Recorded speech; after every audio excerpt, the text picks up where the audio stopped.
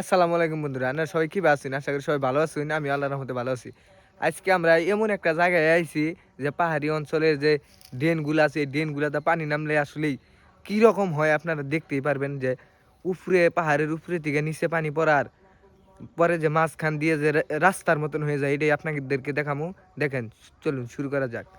এই যে দেখতেই পারতেছেন যে আমার পিছে যে দেখেন, এই যে উপর থেকে ঠিক পানি নামে, ওই যে ওই পাশ উপর থেকে পানি নামতে নামতে নামতে নামতে এই যে দেখেন কি অবস্থা হয়েছে এখানে।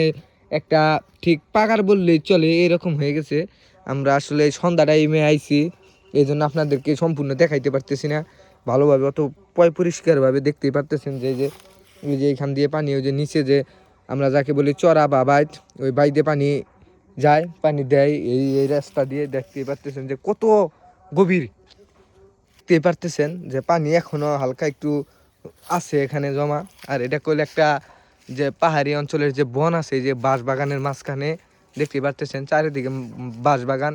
এই বাঁশ বাগানের মাঝখানে দেখতে পারতেছেন যে পানি আসার ফলে এখানে দিয়ে কত গর্ত হয়ে গেছে। দেখেন, এই যে দেখেন, এটা করলে একটা ড্রেন, যাকে আমরা বলি ড্রেন।